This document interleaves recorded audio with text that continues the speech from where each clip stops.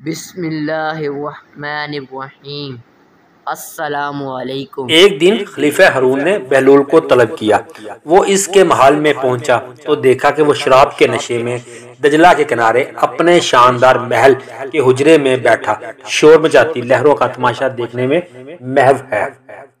بہلول کو دیکھتے ہی وہ نشے کی ترنگ میں بولا، بہلول، اس روز تو نے اس بیچارے فقی کا ناطقہ بند کر دیا تھا۔ اتفاقاً تیرا داؤ لگ گیا تھا اور وہ تھا بھی احمق، مگر آج میں تجھے عاجز کر کے رہوں گا اور اس جروکے میں سے تجھے دجلہ میں پھنکوا دوں گا اور تو اسی طرح دجلہ کی موجوں میں گوتے کھائے گا جس طرح تیرے سوال میں چوہا شیرہ اور سرکے کے مٹکے میں ڈبکیاں لگا رہا تھا۔ اور اگر میں نے اس معاملہ کو بوجھ لیا تو بہلول نے کہا تو پھر 1000 اشرفیاں نام میں ملیں گی۔ اس نے بڑی شان سے کہا، جناب علی، مجھے اشرفیوں کی قطعاً کوئی ضرورت نہیں، ہاں میری ایک اور شرط ہے، اگر وہ منظور ہے تو کوئی بات نہیں۔ بہلول بولا، بیان کرو۔ ہارون نے کہا، اگر میں نے ماما کا صحیح جواب دیا اس کے بدلے میں 100 قیدیوں کو رہا کرنا ہوگا، مگر وہ جن کے نام میں بتاؤں گا۔ بہلول نے اپنی شرط پیش کی۔ ہارون ہنسا، یہ بات تو بات کی ہے مگر مجھے منظور ہے، پہلے تم میرے اس سوال کو تو بوجھ لو۔ دیکھو تمہیں گوتے لانے کے لیے دجلہ کی موجیں کتنی بے قرار ہیں۔ موجوں کی بے قراری کی زبان تو وہ سمجھتے ہیں جو دریاؤں کا رخ موڑنے کی طاقت رکھتے ہیں۔ آپ اپنا معمہ پوچھے، بہلول نے کڑے لہجے میں کہا۔ ہارون بولا، تو سنو، اگر کسی شخص کے پاس ایک بکری، ایک بیڑیا اور ایک گھاس کا گٹھا ہو اور وہ چاہتا ہے کہ دریا پار کر لے تو اسے کیا طریقہ اختیار کرنا چاہیے کہ نہ بکری گھاس کو کھائے نہ بیڑیا بکری کو؟ بہلول نے ایک لمحہ بھی نہیں سوچا اور کہا، اس شخص کو چاہیے کہ بیڑیے اور گھاس کو کنارے پر چھوڑے اور بکری کو دریا کے پار لے جائے، پھر وہ واپس آ کر گھاس لے جائے، اور گھاس کو تو اس کنارے پر چھوڑ دے لیکن بکری کو واپس لے آئے۔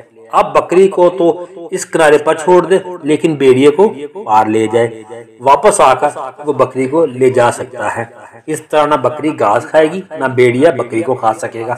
ہارون حیران ہوا، بہت خوب بہلول، آج تو ستارے تمہارے حق میں ہیں۔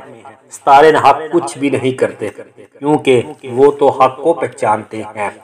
اب علی جابی میرے حق کو پہچانے، اپنا وعدہ پورا کریں۔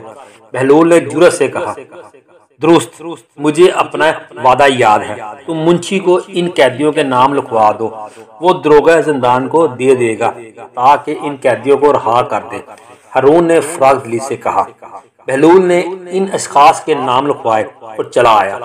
ہارون کا نشہ اترا تو اس کے مقرب نے اس سے وہ فہرست دکھائی جو بہلول نے لکھوائی تھی۔ وہ بولا، حضور نے بہلول کے ساتھ کچھ زیادہ ہی فیاضی کا برتاؤ کیا ہے، اگر آپ اس فہرست کو ایک مرتبہ ملاحظہ فرما لیں تو بہت مناسب ہوگا۔ ہارون نے فہرست دیکھی تو ہوش میں آ گیا، اور بہلول تو کیسا غضب کا شریر اور فسادی ہے، یہ سب تو ان لوگوں کے نام ہیں جنہیں بغاوت کے جرم میں قید کیا ہے۔ یہ لوگ موسیٰ بن جعفر کے دوست ہیں اور خلافت ہاشمیوں کا حق سمجھتے ہیں۔ علی جا اس میں اس فرشت کو دیکھ کر کھٹک گیا، اس لیے میں نے یہی محسوس سمجھا کہ حضور اس پر ایک نگاہ ڈال لیں، یہ سب کے سب وہ باغی ہیں۔ مکرم نے کہا، مگر ہم وعدہ کر چکے ہیں، ایسا نہ ہو کہ وہ دیوانہ ہمیں بدنام کرے۔